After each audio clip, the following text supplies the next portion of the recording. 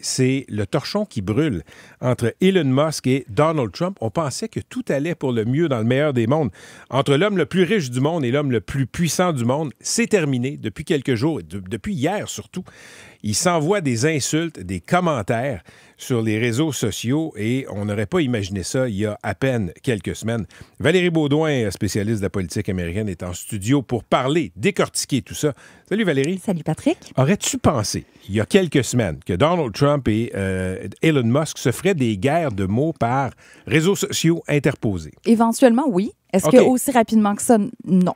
Parce que dès le départ, dès l'implication de Musk dans la campagne de Trump, ces deux personnes avec un ego énorme, tu l'as dit, l'homme le plus puissant, un des hommes les plus puissants de la planète avec le plus riche.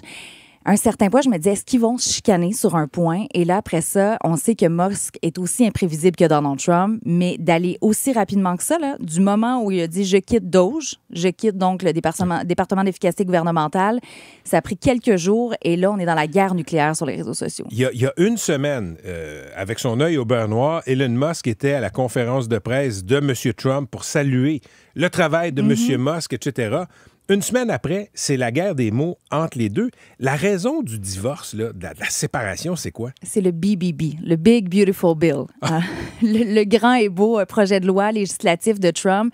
Pourquoi? Parce qu'Elon Musk dit, vous m'avez donné un mandat, moi, au gouvernement, de couper dans les dépenses, de couper dans le gras, là, vraiment de tout ce qu'on doit éliminer. Mais de l'autre côté, Donald Trump est en train de présenter un projet de loi qui va augmenter la dette de plusieurs milliers de milliards de dollars sur 10 ans. Alors, il était déjà contre. Il l'avait dit quand il était même encore au gouvernement. Mais là, une fois qu'il a divorcé avec Trump, je veux dire, de façon, comment dire, pour le travail, il a dit que c'était épouvantable, que ça n'avait pas de bon sens, que les gens devraient avoir honte d'avoir signé ça. Et là, il s'est mis à en parler, à dire qu'il était, comment il détestait ce projet de loi-là. Alors, ça mettait les républicains dans l'embarras. Et le premier, Trump. C'est un projet de loi qui va augmenter la dette américaine, il faut le dire, là. Oui, exactement. Augmenter la dette américaine, bon, les coupes d'impôts et tout ça, c'est pour financer tous les projets de Donald Trump. Et là, Donald Trump, hier, pourquoi on est en guerre nucléaire, comme je le disais, c'est parce que c'est la première fois qu'il commentait l'histoire avec Elon Musk. Et il a commencé à dire, Elon Musk est juste pas content parce que dans le projet de loi, on a enlevé les subventions pour les véhicules électriques. Alors, ça a commencé comme ça et on a senti qu'Elon Musk s'est fait piquer au vif parce qu'il a dit, parfait, tu sais, on dit en anglais, game on. C'est vraiment comme ça que je l'ai vu. Il s'est mis à lui écrire plein de choses sur les réseaux sociaux. Il a dit, j'ai donné 275 millions. Ça, il l'a pas écrit, mais c'est ça, là. Pour la campagne électorale, il disait que tout mon argent, tu n'aurais jamais pu gagner. C'est de l'ingratitude. Les républicains auraient perdu à la Chambre des représentants, au Sénat. Ça, c'était le début de l'affaire avant d'aller plus loin avec, tu l'as vu, Jeffrey Epstein, en disant que, par exemple, qu'il était dans les dossiers de ce prédateur sexuel qui est aujourd'hui décédé. Parlons-en de l'affaire Epstein. Là. Ça hante la politique américaine depuis longtemps. Il y a toutes sortes de théories du complot autour du suicide de ce pédophile en prison. Il était proche de gens riches et puissants. Et là, Musk envoie cette bombe-là hier en disant, savez-vous pourquoi on n'a pas accès à tout le dossier d'Epstein? C'est parce que Trump est dedans. Écoute, ça, j'aurais jamais imaginé ça. D'abord, il pourrait se faire poursuivre.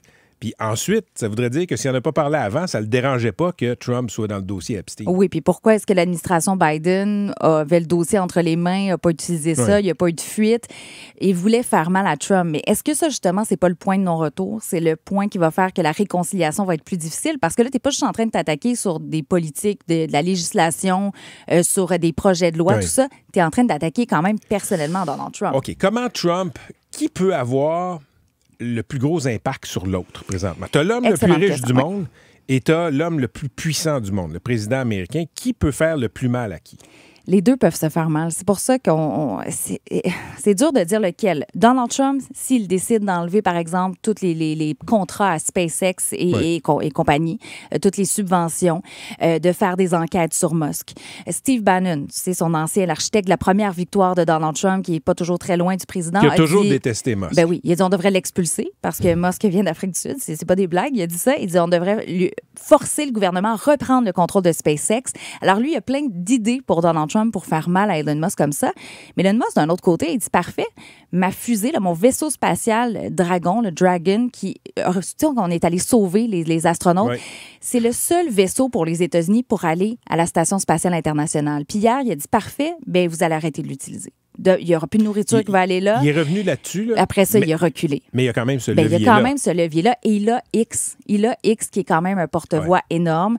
Alors oui, il peut faire mal. Juste au niveau, il avait promis 100 millions de dollars encore à Trump pour les prochaines campagnes pour les républicains. Est-ce qu'il va vraiment donner cet argent-là aux alliés de Donald Trump s'il n'y a pas réconciliation dans les prochaines semaines? Je ne vois pas pourquoi. Ils sont censés se parler prochainement, Aujourd'hui, c'est la rumeur. En fait, c'est des gens de la Maison-Blanche, des conseillers qui ont essayé d'organiser un appel téléphonique.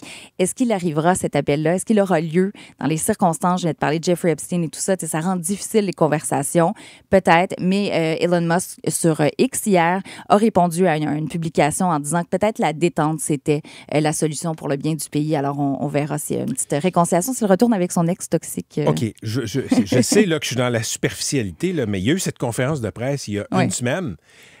C'était une mise en scène. C'est parce que, bon... Avec l'œil au beurre noir, tu veux dire? Oui. Musk se faisait tasser, puis c'était une façon d'essayer de cacher ça.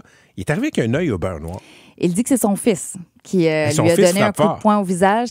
Mais déjà là, c'était étrange l'histoire. Il dit, mon petit Lil X, là, qui est toujours dans son bureau, dans le bureau de Trump, a dit « frappe-moi ». Et là, je ne m'attendais pas à ce qu'il me frappe aussi fort. Et là, tu as Donald Trump qui répliquait à côté, oui, moi, je le sais, Lil X, il est assez fort pour faire ça. Après ça, il y a des gens qui ont dit, ça peut être plein d'autres choses, mais l'image était assez spéciale. Et Donald Trump qui disait, j'aurais pu prêter du maquillage pour cacher ça, mais Elon Musk voulait montrer son œil au beurre noir. Tu sais, c'est deux personnages assez particuliers, Elon Musk, le premier. Dernière question, Valérie Beaudoin. Là. À la une du journal Globe and Mail ce matin, on voit que, on le sait, là, M. Trump, c'est un personnage atypique. Il y a des négociations canado-américaines pour ce qui est de la suite des choses dans notre relation commerciale sécuritaire. Et Mark Carney et Donald Trump se parlent directement, s'envoient des textos. C'est assez inhabituel d'habitude, mais est-ce que c'est la bonne façon de dealer avec Trump?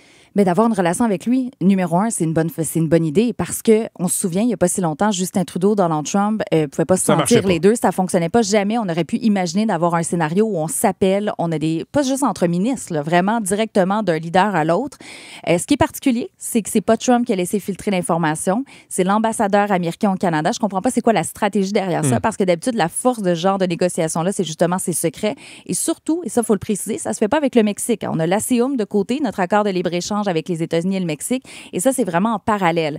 Alors, est-ce que le Mexique aussi est inquiet parce qu'ils sont en train de négocier pour les tarifs, la frontière? Il y a l'Arctique aussi qui va être là-dedans. Moi, j'ai hâte de voir au niveau des minéraux critiques, qu'est-ce qu'on va laisser le Canada? Ça va être quoi l'investissement dans la défense et tout ça? Je sais que tu en parlais tout à l'heure avec Dimitri, puis j'étais d'accord de voir c'est quoi les concessions, c'est ça qui va faire si c'est un bon ou un mauvais deal, pour reprendre l'expression préférée de Trump. On va suivre ça avec intérêt. Merci d'être venu expliquer tout ça à nos auditeurs en studio. Bon week-end, Valérie. Merci à toi aussi.